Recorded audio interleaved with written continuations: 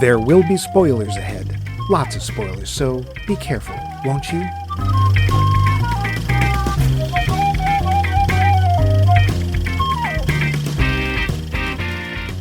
Good afternoon, good day, good morning. Insert pithy comment here. And welcome to Max Mike Movies. Funny anecdote. We're in the middle of a series called Ready When You Are, CB, where we take a look at movies about Hollywood making Hollywood. Funny joke at Hollywood's expense. How do they make movies, and how interesting is it to see it on the big screen? Slight jibe. Well, we're going to finish sentence later, scripts late? No. I know what you're thinking. You're thinking that there can't be that many movies about Hollywood. Now can there be? Sly rib? Well, you'd be right. Large cheer. This week, we're going to be talking about that well-known screenwriter Dalton Trumbo and the film about him, Trumbo. Funny name joke here. We do have fun, don't we? Well, at least that guy does. That guy over there, our host, Max, funny name in quotes, Levine. Say something, anything, Max. Yeah. You're reading the filler text, aren't you? And me, dear. I'm... Oh, crap, I lost a page. Well, I'll be back later to let you know. Probably. Man, That's it. You're going on the blacklist. Man, we need a writer. How much can they cost? In the meantime, let's hear from you. Oh dear. Poll question. Says here that last week we wanted to know about a movie you saw that you feel was definitely not aimed at you. These were your answers. First up was Vince, that master of mirth and other things frozen, who wrote on the website, quote, I know many do not feel this way at all, but any John Hughes movie is not aimed at me. To be honest, very few movies are, maybe Liquid Sky, but I cannot relate to even one of his films. Mike knew me in the 80s. Oh, that's who I am, Mike. Oh, thank God. Mike knew me in the 80s, so this might not surprise him at all. His films show slices of life so many light years away from mine, I can't relate at all. Maybe if they were closer to the Ilsa She-Wolf of the SS trilogy, I could see myself in...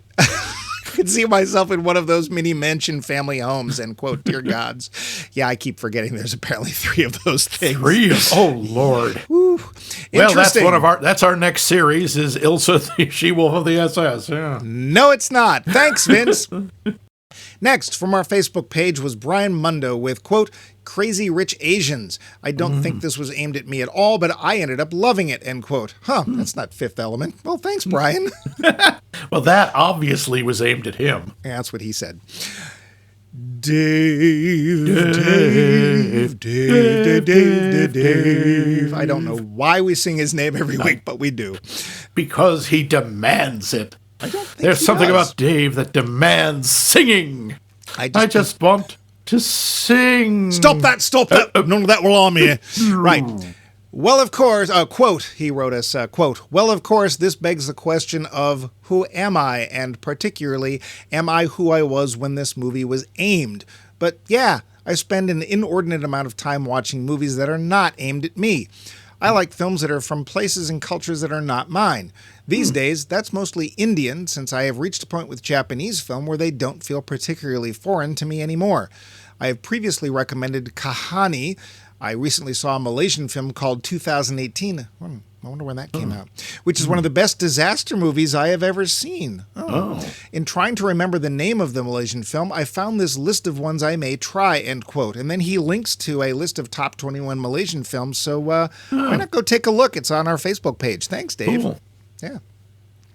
We also got an answer from Degsy O'Brien. He said, quote, Scott Pilgrim vs. the World 2010.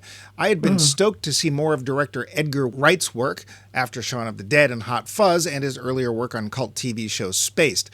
I knew nothing about the origin or storyline behind Scott Pilgrim, but it wasn't long before I realized my 50-year-old ass couldn't give 2 balls of roasted snow about some 20-something trying to make his band famous and get the girl, and I didn't get any of the music or video game references, having stopped listening to new music after Alice Cooper and never being a games enthusiast, end quote. Wow. Brutally honest. Extra points for the phrase 2 balls of roasted snow. I like that. Yeah, me too. Thanks so much, Degsy. Yeah, it's a good one. And stop interfering with my evil criminal schemes. A, you don't have any. And I B, could. Keep doing it. Seth Jacobs, in brief, wrote, quote, Zola, end quote. Yes. Zola to you too. Well, Zola, what Zola wants, Zola gets. I wonder why that wasn't for him. I don't know that film. Do you know that film? I do not. I've never seen it. I think it was based on a novel, and I cannot remember anything about it. Well, thanks, Seth. And that's it for this week, except the answer we might get from Max. So, Max, what movie did you see that made you think, I am in the wrong theater? I was probably Ilsa She-Wolf of the SS because I was, in fact, actually in the wrong theater and went saw another. Honestly, there are a couple. One of them was the Joy Luck Club. Oh. Because it's like, well, I am not a Chinese-American woman, and I don't get most of this. Okay.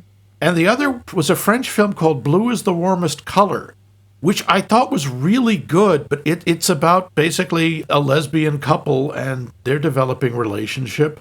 And, well, I think it's really well done and excessively French. I'm like, this is not aimed at me. Yeah. What about you? What were the ones you thought, wow, I'm in the wrong theater? Well, one of them is Frozen. That film, I found incredibly You realized you were not a irritating. You were not a 12-year-old girl? Not that day, no. Later on, of course, I would know.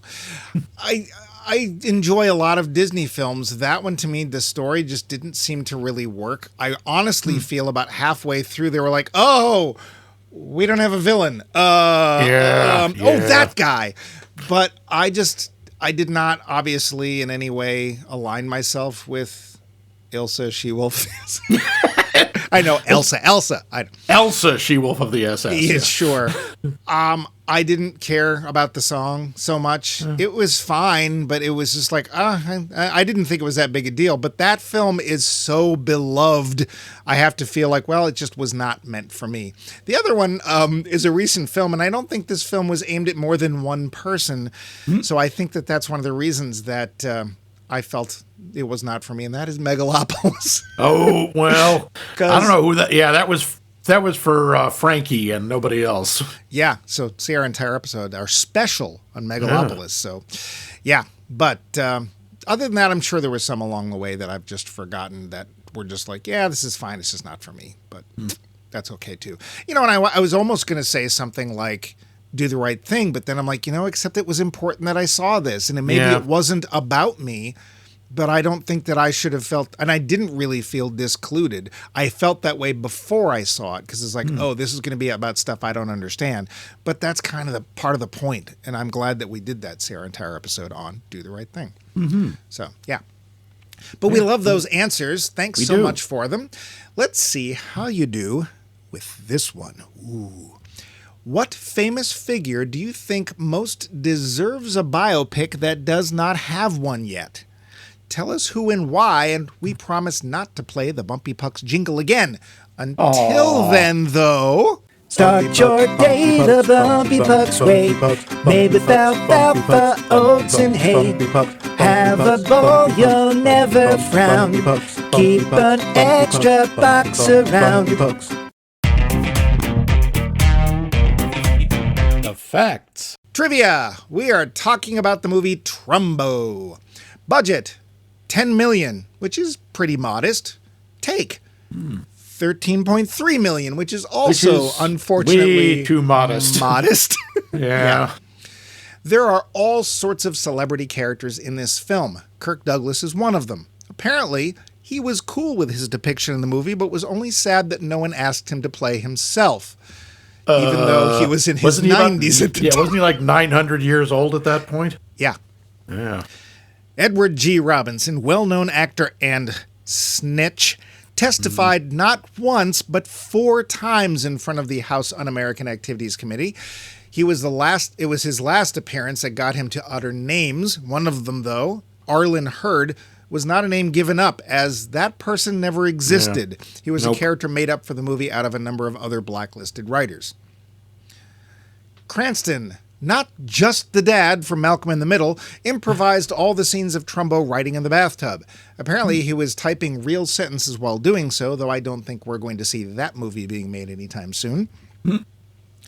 Trumbo himself, not the movie, won 2 Oscars while blacklisted, one for Roman Holiday and the other for The Brave One, as shown in the film. For the former, it was credited to a real writer, Ian McClellan Hunter. The Academy wanted to right that wrong and so asked the family of Hunter to give back the Oscar so they could then give it to Trumbo's widow. Hunter's son refused, so they made a new one. They also replaced Hunter's credit on the 2003 DVD release of that with that of Trumbo. Speaking of the family Hunter, Ian McClellan Hunter, Dalton Trumbo's friend who takes credit for writing Roman Holiday, had a son, director Tim Hunter. Tim directed Bryan Cranston in the season 1 finale of Breaking Bad. Alan Tudyk, mascot of the Disney set, kept the child actors on the set busy with his recreations of the voices he did for Frozen, Wreck-It Ralph, Big Hero 6, and from the character he played in Halo 3. So, yeah, neat. Yep, Alan Tudyk, he is everywhere. And mostly in Disney movies, but I don't usually see him on screen, but he's behind the doing voice acting a lot. Yeah. Good for him. And could you quit so I could do some, please? Thank you. Yeah. Quit hogging it, Alan. Yeah. Haagen-Dazs. It's a thing. Haagen-Dazs. This movie is based on a book, a biography of the title character. Oddly, Hedda Hopper is never mentioned in that book, despite playing a large part in the story in the film. We will be coming back to her. As might be expected with any biopic, there are certain details glossed over. Not least of these is the fact that not only was Dalton Trumbo a proud communist, he held aloft the ideals of people like Stalin and Kim Il-sung. Oh, dear. So, yeah, there's that. Yeah. The only Oscar nomination for this movie was for Bryan Cranston's performance therein. Trumbo had his hand in a lot of movies, some famous, others not so much. Included in his best-known credits are 30 Seconds Over Tokyo, Rocket Ship XM, Roman Holiday, The Brave One, From the Earth to the Moon, Spartacus, Exodus, The Sandpiper, and Papillon. And likely a whole lot more. Max, you got any Trumbo trivia? That Arlen Hurd, he's not just a composite of other people. He's a very specific composite of 5 of the Hollywood 10, Sam Ornitz, Alva Bessie, Albert Maltz, Lester Cole, and John Lawson. Apparently, this is very significant because they show how Trumbo fights with Arlen all the time. He fought with a lot of them, at least as fiercely. Yeah. He was apparently not an easy guy to get along with. Not the lovable figure we see in the film, but we'll come back to that. Also, I looked up the Hollywood 10 to see, I didn't recognize anybody except Bertolt Brecht. And there was 19 of them. You didn't know Ring Lardner or? No. Oh, okay. I mean, let's face it, the screenwriter is not exactly the most famous person in Hollywood, which is a shame. But we'll come back to writing, as we have done many times before. But if that's all you've got for Trumbovia, yeah. I will go to the plot. It's the 1940s, and screenwriter Dalton Trumbo is enjoying a rather lucrative point in his career. His writing earns a good deal of money, his family is pretty happy, and everything seems peachy. Thing is, Trumbo is a communist, and the country, having just dealt with a dictator in World War II, is finding the communist policies of one of its wartime allies a bit too extreme. There's a scare on, headed by Senator McCarthy, and he sees one of the biggest threats to America coming from Hollywood. To that end, he not only subpoenas members of the Hollywood elite, he makes it known that if they continue to hire members of the Red Menace, well then, things are going to get mighty uncomfortable. Trumbo sees communism as the only form of government that respects the average Joe, the working man. It's the 40s, so working women's rights aren't a thing yet. And heck, it's just free speech, right? He and some of his buddies are trying to get Hollywood to wake up and see their side of the story.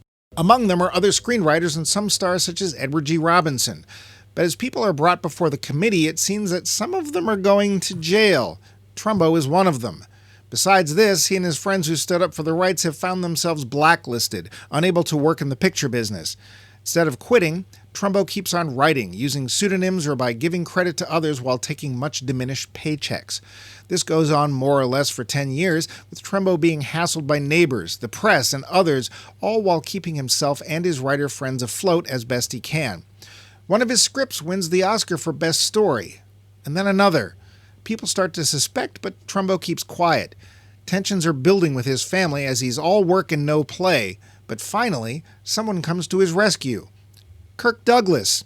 Seems he's making this movie called Spartacus, but the script sucks, and gee, would Trumbo be willing to rewrite it? And so he does.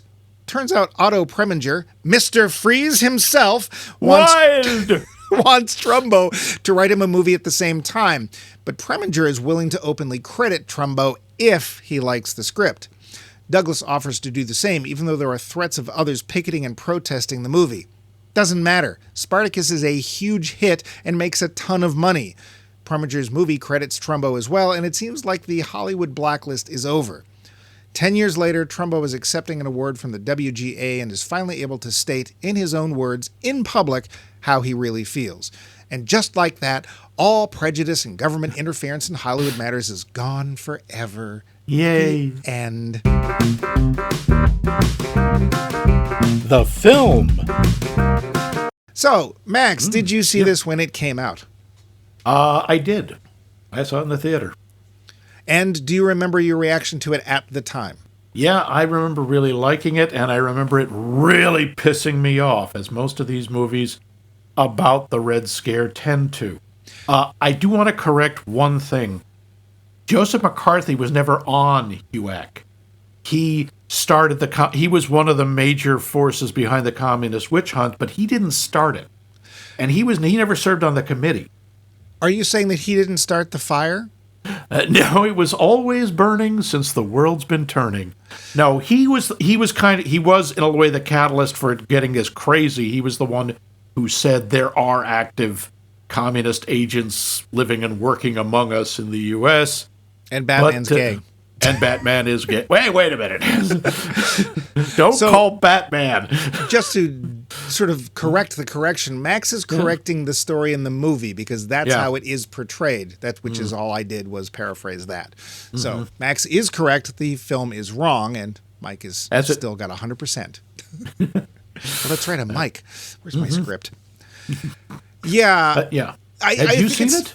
I don't think I did see it in the theater. I think I saw it I rented it at some point. I know I've seen it before. I honestly think it was just a few years ago, and I don't remember. We were doing a series a while back on noir, and there were some films that I rented when I had COVID, which means that my memory of them isn't pristine. I think this might have been one of them. Okay. So, yeah. We're going to come back to the factual nature and the rest of this film, but we usually like to start with the cast. So, and we're going to have to skip around because I noticed that the way they list it here, we have listed it. We're not looking at a source. No. They tend to add people that weren't very interesting or important, so we're going to skip around. But let's start with Bryan Cranston himself. He's the only one who was up for an Oscar for this entire film. What do you think? I think he's terrific. I mean, I really think he nails that kind of, especially the speech patterns and the accent. I think, and he also nails that weird irascible charm that Trumbo supposedly had. Yeah. And he seems very different than either the dad on Malcolm in the Middle or Heisenberg out of Breaking Bad. I thought it was Walter White. Walter White is his real name. The character's real name. Heisenberg is his, alias. It sounds like you're a little uncertain about this, Max. Yeah. Well, only in principle. Yeah, I think he treads the line of caricature in a couple of places. That being said, all I could think of was, wow, it must be a major pain in the ass to live with, a really eloquent writer.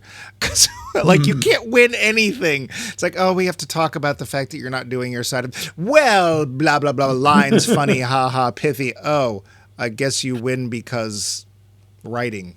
It's like, what a pain in the ass. Yeah. And I think they, we'll get back to the fact that they gloss over some parts of what's going on, but I think it's a very distinct performance. Like, even though I don't know anything about Trumbo as a person, meaning I've never seen him speak, I've never seen him do stuff, you get a real sense of a specific person in his performance. He did, by the way, Trumbo did write in the bathtub a lot. Oh yeah, there's actually a photo. I think it's in the credits of him doing that. Good thing it's a manual. That's all I'll say. Yeah. Ugh. Ouch. Also, he had that little penguin cigarette holder. Wag. We have Diane Lane in it as his wife, Cleo. This is a theme I've been seeing in a lot of films lately. I think she's fine, but she doesn't have a lot to do. No, but she does get across that quiet kind of strength that Cleo Trumbo apparently really had. I like Diane Lane. Yeah, I mean, not just for her recent, why did you say that name? Yeah. She plays Martha Kent in some of the DCU, but the whole thing with Cleo Trumbo, people really admired because she was probably the only person who was tough enough to stand up to him. Yeah. And she didn't do it in this bombastic, loud way, and that comes across. She was just like, no. And he listened to her. Well, she has that speech, I'm going to say 3/4 into the film, where she's basically finally had enough. The family's had enough. And here's the thing. On the one hand, Trumbo is trying to support not only all of them, but he's trying to keep all his friends and their families afloat by basically running a writer's business. And he's doing it almost 24 hours a day. He's drinking scotch and downing bennies with it, which is a real great idea. Yeah, it's a great combination. But I don't know if she's trying to work or not. They don't even bother to deal with that in the film. But she finally just says, "You're missing everything." And the guy that I married first in divorce, I left because I realized I can't live with this guy. And I'm telling you now, I can't see having children with him. We've had children, and now I'm seeing the same things in you that I didn't want to stay married with him for. He's turning into a bully, and But she doesn't yell. She just basically states, finally, I don't know if it's because she has to fight against that writer's instinct of his, where that he's able to come up with this crap out of nowhere, making your own argument seem flimsy. But she has this great moment, like you said, where she quietly just goes, "That's it. We got to stop doing this. You have to stop doing this. Yes, I appreciate what you're doing, but..." And then there's this excellent scene with Trumbo and his oldest daughter, who has been off. Nicola. Yeah, and I remember this earlier on, she's like, "I want to grow up and be just like you." And so he references that, and he says, "Yeah, so you grew up, but you're not just like me. You're worse." I love that. That's in a different speech, but yeah. I mean, there you're saying, you're just like me. Yeah. But which I think brings us nicely to Nicola, who is a small part, but played by Elle Fanning in her later years. Yeah. As the teenage Nicola. Yeah. And she's terrific. She's fantastic in that role. That scene she has with Bryan Cranston is one of the best scenes in the entire film. Yeah. Because Cranston is an older, experienced actor, and she's still kind of a kid in this movie. And she goes toe-to-toe with him and holds her own, more than holds her own. She has real power on the screen. Yeah. Even though, again, not a huge amount to do, but not she is memorable in that. That scene is very important. Certainly more memorable than the other two children. Well, they don't really have anything to do. Mitzi. Interestingly, I didn't watch it, but the son, Chris, actually wrote a play about his father, and they made it into a documentary. I just didn't get, or not a documentary, but they put the play into. Like a one-man show? Or I guess. I didn't have a chance to watch it, but it's out there if you want to see it. It was actually, when I went searching, it's also, I think, just called Trumbo, but it's... Oh, oops. Yeah, I made it a little hard. But I want to get to whom I think might actually be the best performer in this film, and that's Helen Mirren. Oh, cheap shot. Helen Mirren is always the best performer. That's just low-hanging fruit. Of course she's amazing. I keep forgetting, though, she does the same thing Gary Oldman does. She melts into her parts, and I don't recognize her. Yes. I forget how many viewings of Gosford Park before I realized, oh, she's the head of the house. That's Helen Mirren? Why did she make herself ugly? But she does, because it's... We're going to come back to Hedda Hopper. Yeah. I think Helen Mirren is absolutely fantastic. Yes, okay, fine. She's a great actor, but she really made me sit up, pay attention, and hate Hedda Hopper. She's so good at being both loathsome and yet you can kind of understand her. You realize she's sincere in her idiocy. And in this what is in effect, as Trumbo says, evil. Yeah. But she believes in it. And Mirren, I don't know who else could have gotten that across, because she doesn't turn her into a cartoon. No. Which is incredibly difficult, because Hedda Hopper was kind of cartoonish, especially in her later years, and she played into that. Well, and my guess is, I don't know enough about her, but my guess is that she became a cartoon because she was stuck in her times and there was no need for her anymore and she didn't know what else to do. But so I didn't put this in the trivia, but the IRS gave her a $5,000 no tax allotment a year for hats. Because of her hats. They were like, you can write off 5,000. Whatever. Yeah, she wore a different one every day. That was one of her signature things. Yeah, I have more about Hedda Hopper. We'll come back to that. Okay. Louis C.K., not generally known for dramatic roles. No. These days, not known for a lot for good reason. Although I have to give him a little bit of credit. He actually admitted what he was accused of. Yeah. I'm not saying that excuses him. That it was wrong. But, yep. But in this day and age when nobody takes responsibility for anything, that's worth at least noting. Yes. That's about it. Yeah, I actually saw what was probably his last performance. Ooh. I was in Los Angeles and I went to see a night of Patton Oswalt and Friends, and he was one of the and Friends. And I think it was a Saturday night, and then Tuesday it all broke. So it was like, Now he's been making a comeback for and regardless of how you feel about that, I'm just pointing it out. Well, for better or for worse, but I mean, maybe he took steps. I don't really know, but I think for the part which is not a real person, I think he does fine. I believe him. I believe his anger. I believe his slowly ebbing strength. But he's kind of a one-note character. It's not a very deep or difficult character. He just has to be pissed all the time. Well, but there's a certain level where you see at this. There's one point where he and Trumbo were talking outside of a awards ceremony, and he basically just was like, I know you hate me, and Trumbo's like, I don't hate you. I know you hate me, and that's when Heard realizes, maybe I just hate some of the things you're saying. And they actually do have, and of course, Trumbo, at least in the film, almost takes him in. He pays his hospital bills, et cetera, et cetera. So I think it's not a big part, but I think in the part, Louis C.K. does fine. Michael Stuhlbarg as Edward G. Robinson. That was a surprise to me, because honestly, when I saw this movie, I'm going, that's how he talked? Well, I don't know. That's the thing. It is. I later watched some interviews with Edward G. Robinson, and I'm expecting, see, I'm gonna take you out, see? Yeah, I love my acting process, see? But no, he sounds like he's friggin' Mr. Chips. He's got, yes, well, of course, that's really the way we work our theater training. Well, I mean, look, he's got great taste in art, and apparently that was true. And I'm sitting there going, oh, yeah, I know that Van Gogh painting, I know that Degas painting, and I know that Renoir painting that they have in the movie. And apparently that was true. The only problem is that Edward G. Robinson, how to put this, at this point would have been 12 years older than Dalton Trumbo, as opposed to like 12 years younger. So I did have that problem.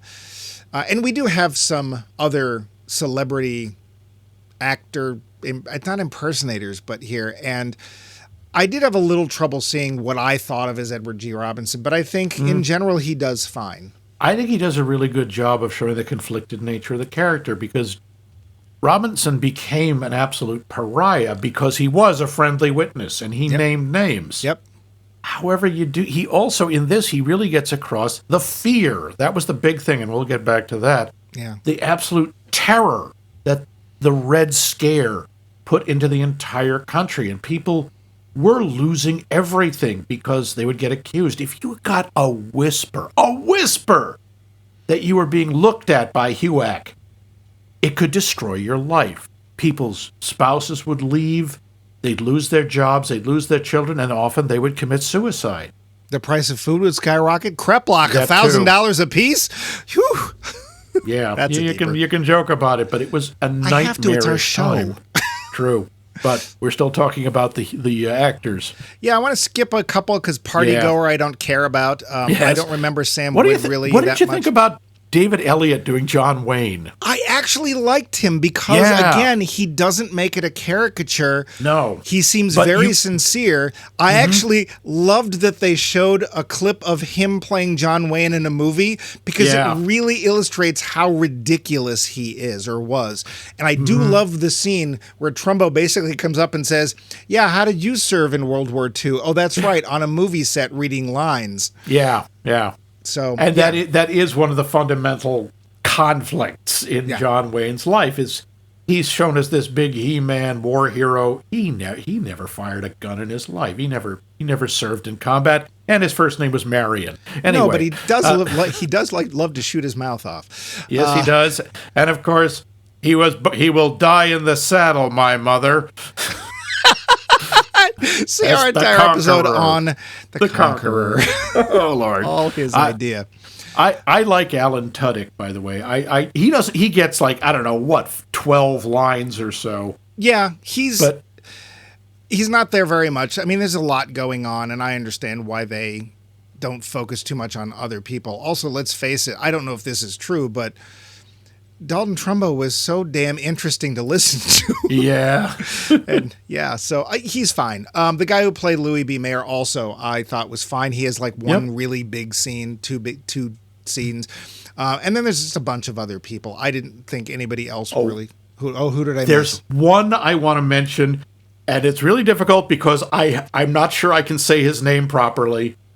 Adewale Akinwe Agbaje, who plays Virgil, the prisoner who is who works with Trumbo in supply. Mm-hmm. He was amazing. Yeah, he's in like 3 scenes. He's on screen for 3 minutes. Yeah, but he's so terrifying and intense. And this is one of those characters where I want to know more about this guy. Yeah. This being a biopic or, about a certain historical incident or incidents, I don't know if that guy was real or not. I don't know. It gave me the impression that he wasn't. Because let's face it, how much would Hollywood have actually dug into that person's life? Let's face it, he's the black guy in the movie. He is I think he's the only black person. Yeah. I think there's maybe a waiter here or there. Yeah. But, Oh, I'm sorry. John Goodman and Stephen Root as the King brothers. How great are they? John Goodman, I think my favorite part is when somebody basically comes in and says, you need to fire Dalton Trumbo. Oh, and John that's my Goodman favorite scene in the movie. baseball bat and starts wrecking his own office to drive this guy out and to underline the idea that, like, I am not listening to you. So yeah. I make crap. You want to denounce me? You want to boycott me? Great.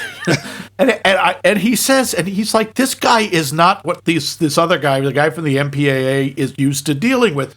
He's not. I'm sorry, a Hollywood cream puff. He's not some guy who's just used to, yell to just sitting in a director's chair or behind a typewriter. This guy, he's a scrapper. He made his money selling pinball machines, some of which, by the way, on the black market, and some of which for the mafia. I checked that. Oh. And he says, if you do this, I won't sue you. I will come to your house and beat you to death. And the guy literally runs out of the office. It's one of the most satisfying moments in the movie for me. Do you smell pee? Yeah, that guy had to change his pants afterwards. And Stephen Root, it's a little bit of a waste of him because he is so funny and he gets almost nothing to do. I also just love the descriptions, this is going ahead a bit, of the movies, The swamp demons. Best character is the swamp. Pirate movie, can't afford the ocean. He actually reminded me of that character in Ed Wood, where Ed's trying to sell movies like Dr. Acula. I get it. I don't like it. Yeah.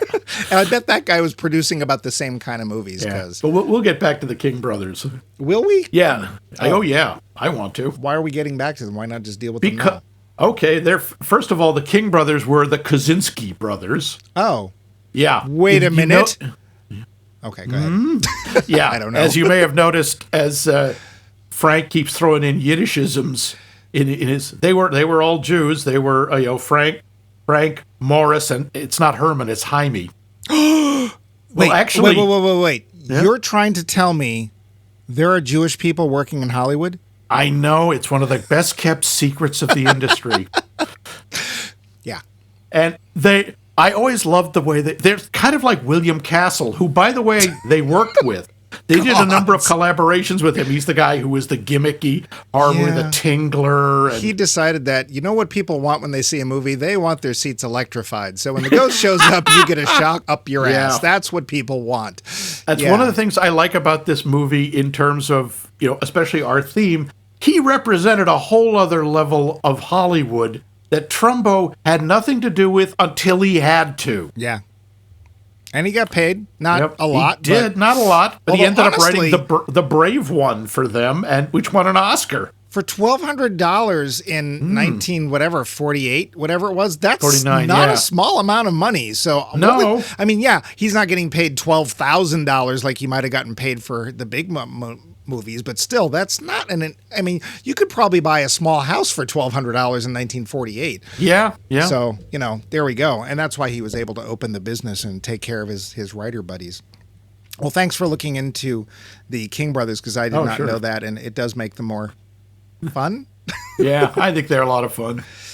My focus went to Hedda Hopper, because she's somebody who I think she's pretty much largely forgotten in today's society. And honestly, good. Yeah. Now, I knew a little bit about her. She used to pop up in occasional TV episodes, occasional movies, occasional cartoons. Yeah. And the stuff they talk about in here was true. I didn't realize to what extent. So she was an actor. She started on stage and she went to silent films. At her peak in the 1920s, she was commanding $1,000 a week. Wow. That's serious money then. In the 20s, which, if I remember correctly, was during, what did they call that thing? Oh, yes, the Great Depression. Not yet. That was 29, but yeah. That's still the 20s. Yeah. Sure. And that was with Louis B. Mayer, who she has a little confrontation with. She was in over 120 movies over a period of 23 years. Wow. Yeah. She started writing her gossip column in 1935, but she had to stop because she wouldn't take a pay cut. And then she went back up again in 1938. She couldn't spell or type, so she dictated her columns over the phone, which is why she's often depicted in a phone booth or something like that. Or she was at the end of Sunset Boulevard, Sarah and Tapper's. Oh, that's right. Sunset Boulevard. At her peak, doing the writing, she was making $250,000 a year of that time's money, not this time's money. That would be several $1 million now. Now, Max, I'm sure you're going to find this surprising. She was not generally considered a friend of most actors. What? I know. For example, she once printed a story about Joseph Cotten having an affair. Turns out that wasn't true, but she printed it anyway. Cotten responded by literally pulling her chair out for her, and then when she fell, landing on the floor, he kicked her in the ass. The next day, he received many flowers from others in thanks for what he did. And she was the most outspoken person when it came to getting the blacklist started.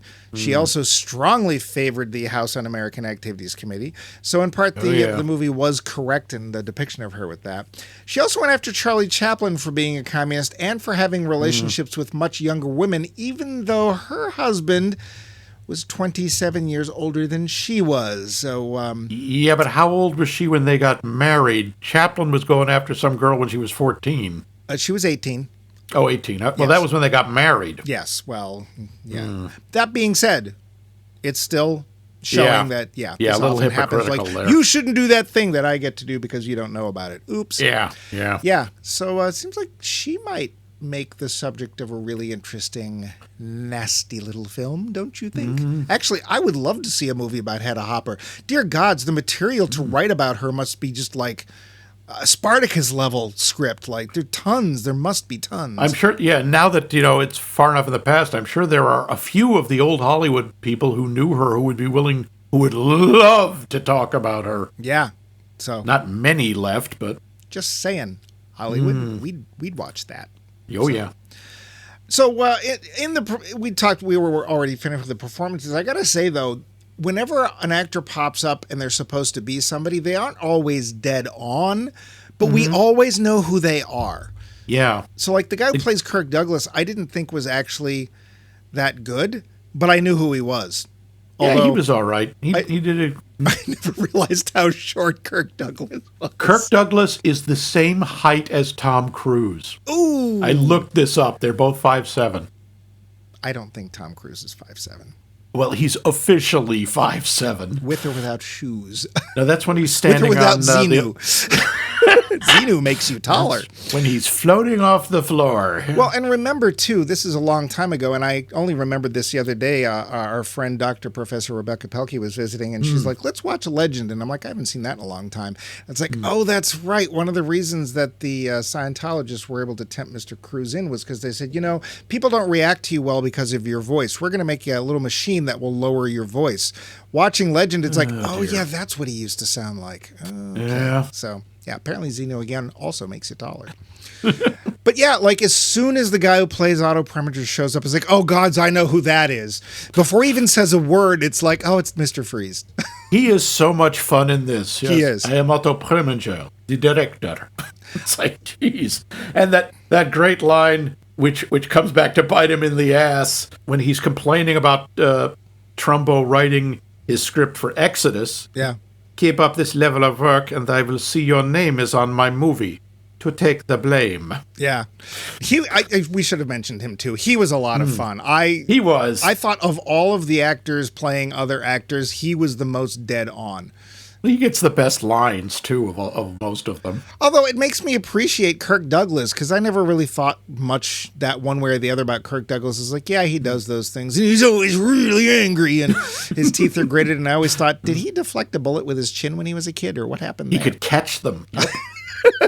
But it's like, apparently this was true. He really came to bat for Dalton Trumbo. He's like, yes, look, he did. I don't give a crap about his politics. The guy can write, and we shouldn't be damning him for this stuff. Now, when you look into Trumbo's actual politics, it's like, oh, you like who? Yeah. Oh, okay. Yeah. But again, one of the problems with Trumbo, he was an idealist. He liked the theory of socialism. Right. And he liked the ideals that people like the leaders like Stalin and Kim Il-sung spouted, which had almost nothing to do with what they actually did. Well, and never mind the fact that, as was pointed out to him by, I forget which character, yeah, you love all this stuff, but you don't want to not live real nice house and nice lake Arlen and stuff. says that to him. You talk like a socialist, but you live like a rich guy. Yeah. And he admits it, at least in the movie. Is like, you're right, I don't want to give this up. He ends up having to. But quite honestly, the house he gives it up for is not exactly a shack. No, it's not a dump at all. No. So, and I'm glad that they were at least that honest with the depiction of the fact that he does have this sort of dual argument going on. I'm for the working man, the average Joe in the street, but I'm going to have a lot of money. Yeah. So. It's always a little awkward there. There's one point where there's a big Hollywood strike. Well, all I can say is, thank God those are over. Yeah, good thing we don't have those anymore. Yeah, and people aren't being taken. Yeah, it's actually really disturbing to see how long those things have been going on since at least the 40s. Great. Well, it gives you an idea of, especially the writers, how crappily they tend to be treated. And really sad is that this goes back so far, because we have talked many times about this show, how much good writing elevates a movie and how badly it sinks a movie when you can't be bothered to get a decent writer. Or many producers have to stick their fingers in things because they think they know better and they change stuff. Yep. So knock it off. The chart says. There is one thing I do want to bring up. So way back in 1990-something, there was this movie called Forrest Gump. And one of the things Forrest Gump that actually rubbed people the wrong way was taking existing footage and inserting people into it, namely Forrest Gump, and thereby in some ways changing the nature of that stock footage. Not even stock footage, of like newsreel footage, stuff like that. So historical footage. They do the same thing here, but they don't do it the same way. How did you feel about that? I liked it, because when they do insert people, the things those people are saying are the things they said. When you see Trumbo testifying before the committee, that's his actual testimony. Those are the things that the historical Dalton Trumbo said. And it's the same with all of them. The same with John Wayne giving his speeches. Those are, I believe, word for word, based on the historical records. I think that works. That's a lot less jarring. And it's a lot less annoying because it's just a recreation as opposed to a reimagining. Well, because they do in some cases mix it with the actual footage. So when there's a lot of the testimony, they cut to McCarthy and then they cut to Bryan Cranston, and they're trying to make it feel like it's all one thing. I didn't mind it either because I felt like they were still being honest in that they were using that. They just didn't want us to be jarred by like, wait, who's this guy?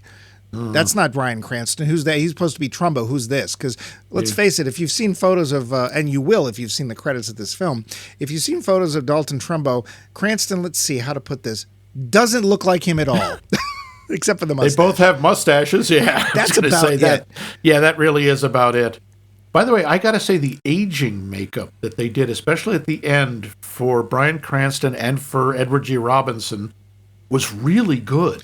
The Edward G. Robinson, I will say they did. I honestly think with Cranston, all they did was color his hair or stop coloring his hair because let's face it, he's pretty craggy throughout most of the film. He is already fairly craggy. He was craggy when he was 30, I think. Yeah, and we get to see a lot of Bryan Cranston in this. Yes, in the bathtub with a strategically placed typing table. I meant the prison scene, which is very uncomfortable. It is, and it's supposed to be, and it really works. It's the standard, standing naked and, open your mouth, make sure you're not smuggling anything, bend over, spread your cheeks. Yeah, yeah. And I got to give Cranston credit because I can't imagine that was fun to do. No. But you can tell he's he just probably walked down on stage just like, let's get this over with. Yeah. So, yeah.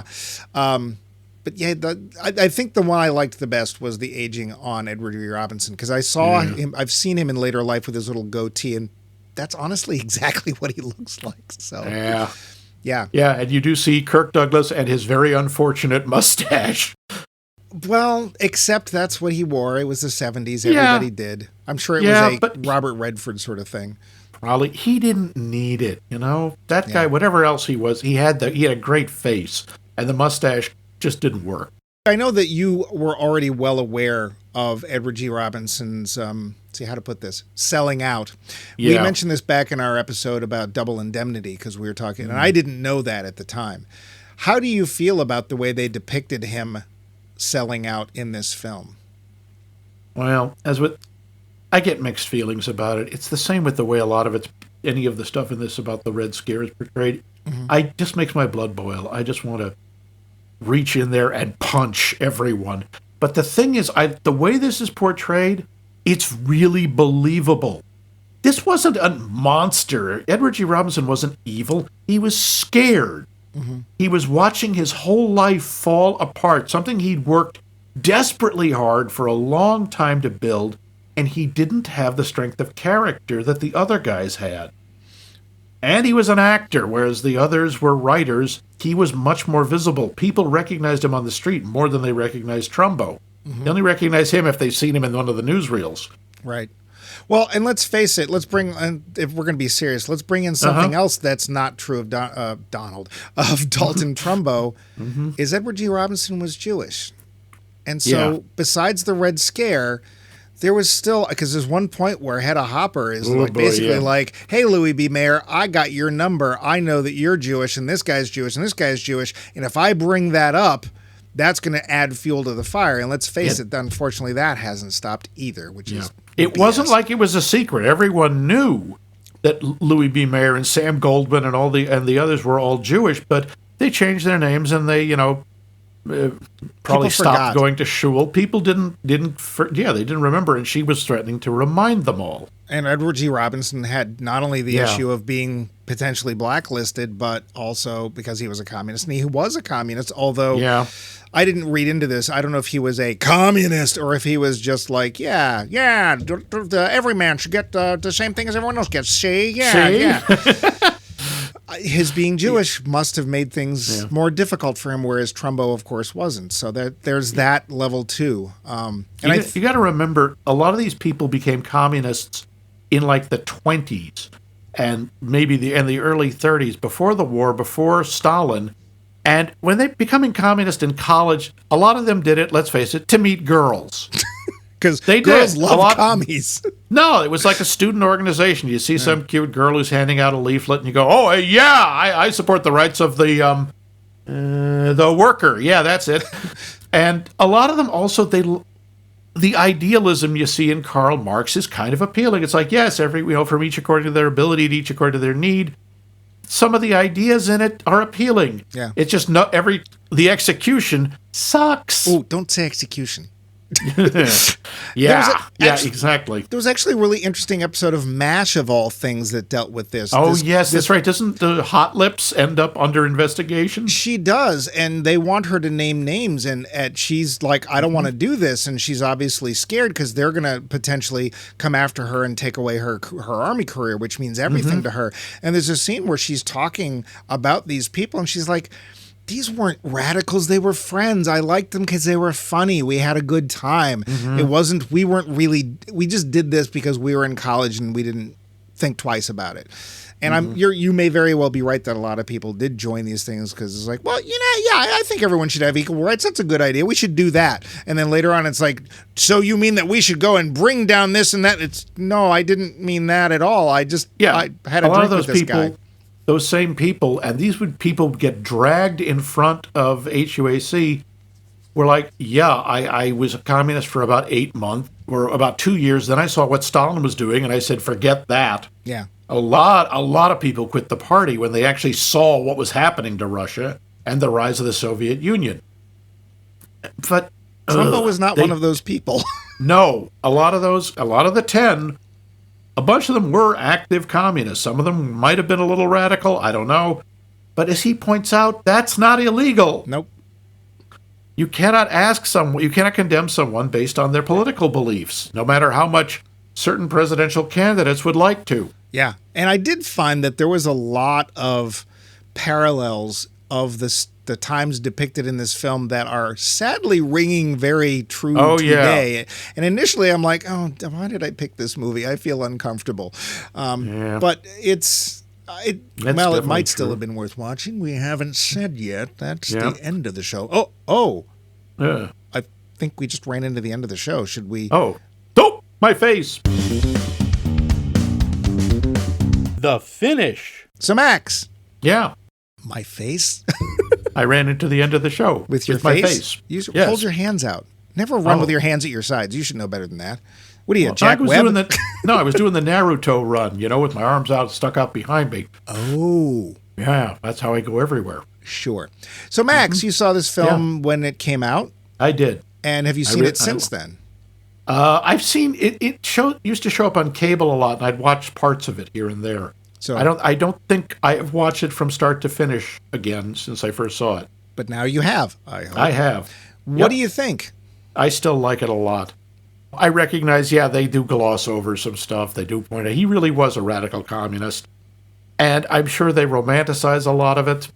But people have, including his own family, have praised how accurate this film was. He really did try to take care of his friends. There may not have been an Arlen Hurd, but he paid other people's legal bills. He paid their medical bills. It's one of the reasons he ran through his money so fast. He wasn't a spendthrift, although he liked to live nice. He was giving it away. He was giving it to these people to try to help them because he believed in them. And again, I agree. I think Helen Mirren is friggin' amazing in this. Yeah. I think the performances are good. I like the writing. Some of it's a little obvious, but, it's reflecting the times. And again, it's a little oversimplified. Yes, putting his name on Spartacus was was one of the nails in the coffin of the blacklist. As was, one of the big ones was President Kennedy went to see that movie. He crossed the picket line of the American Legion. Because just like Hedda Hopper threatened, there were pickets at that movie. The American Legion, the American Society for Rudy Tooty Fresh and Fruity, I don't know what. I don't know who he is, but he's gay too. Yeah, pretty much. And they said, this is stupid, we're going. And again, there's some questionable stuff there because up until that point, Bobby and Jack Kennedy were big supporters of McCarthy and the the hearings because that was the political train they wanted to get on. But this movie makes me angry. It's hard for me to watch because that part of history, it is a stain. It is something we should still be embarrassed about, and we should never forget, because it was terrible. The number of lives that the committee destroyed, and the absolute and utter lack of a single spy or conspiracy that they ever turned up. I'm not saying there weren't any, but the Army found them, the FBI found them, the CIA found them. HUAC did nothing. Nothing positive. All it did was ruin people.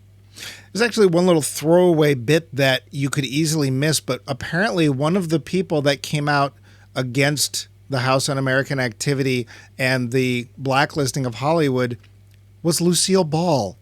Oh, I missed that. She's great. in the background, and you hear, and it's actually her. It's not like an actor. It's her talking about how we shouldn't blacklist people. Oh, is she the one who comes on like after Gregory Peck? She's in the radio. She's over the Yeah, that was after. Yeah, Gregory Peck was also a very outspoken foe of the blacklist. He and John Wayne had a little trouble. I think they were on a movie together. Ooh, yeah, well. Yeah. John Wayne, yeah. So you would still recommend this? I would recommend this. I absolutely would, not just as a piece of history, but as I think it's a good movie. I think it moves along well. I think the writing is good. I think the performances are good. What about you? I think that it's very much like a Hollywood biopic. It's painting a very rosy picture of Dalton Trumbo. I don't know enough about him to know what they're glossing over, but you can tell. Like, there's a Hollywood feel to this film. It is well-paced. I think it was 2 hours and a bit, and it went by. I was interested the whole time. It's fun seeing certain actors, being portrayed that it's like, oh, there's John Wayne and there's so on and so forth. I think, honestly, in some ways, the star of the film is almost Helen Mirren. I think the way she plays Hedda Hopper and the fact that I knew so little about her, and it's like, I'm really interested. And as I said, I did a little research, like, how evil was she? And the answer was, was she evil? Oh, yeah, horrible, the answer is horrible. A lot. Yeah. So I think there's a lot going for this film, and it's one of those things I don't think we talk about much in today's politics, although we probably do. We just don't realize we're talking about it. But the fact that you could just basically say, I think you're a communist, so you shouldn't get to have your job anymore, was okay. Like, there was no proof needed. It was just, I heard, aren't you? And if you don't answer my questions, which are designed to make you look bad, then you're going to be blacklisted by whatever. It's the whole thing like Arthur Miller wrote in The Crucible, which he wrote at that time, specifically linking the idea of the Salem witch hunts to the communist witch hunts. That's never been proven. Except many times. Okay. Except lots and lots of times. And the idea that all it took was the accusation and the fact that the way people would defend themselves, it's like, oh, God, I don't want to be accused of being a communist, so I'm going to accuse everybody around me of being a communist. Yeah, and it all comes down to bread mold, but there you go. Yeah, well. So, no, it's true. Yeah, well, that's one theory, Argot or some such. Yeah. In Salem, that's one theory. Yeah. I'm just proving how smart we are. We know things. The ability we have to link lesser-known pointless bits of trivia to other lesser-known points of trivia, like Robot Monster. Because let's face it, everything is directly connected to the Roman. True. So, same thing here. I didn't know anything about Dalton Trumbo. I've certainly seen some of his films.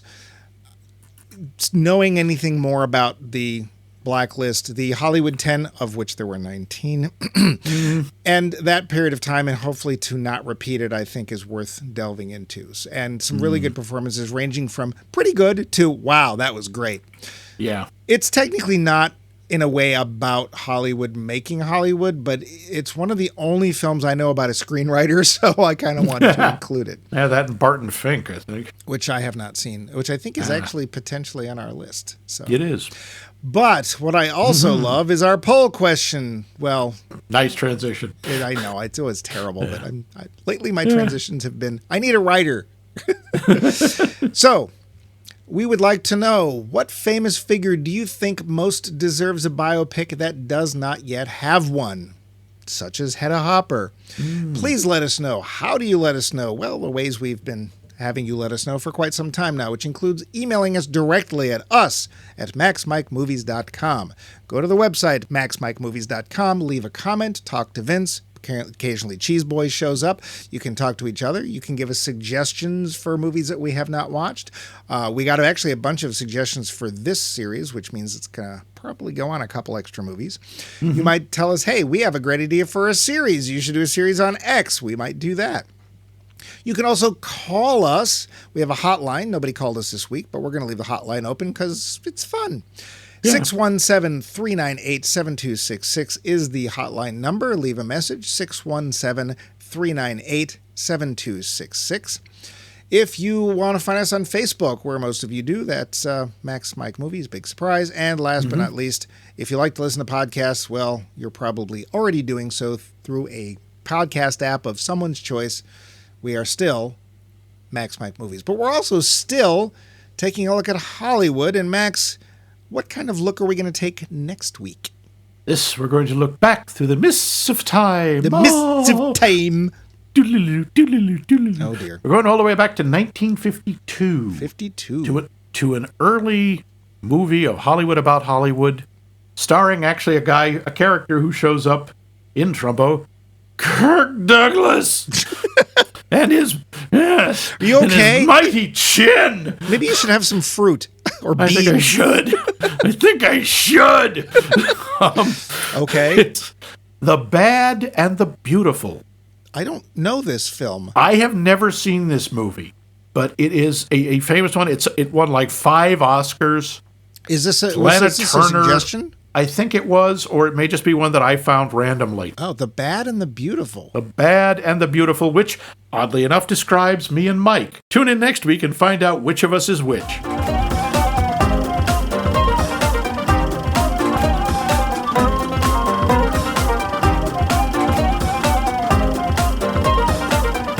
This has been a co-production of The Voice of Max and The Movie Wrench.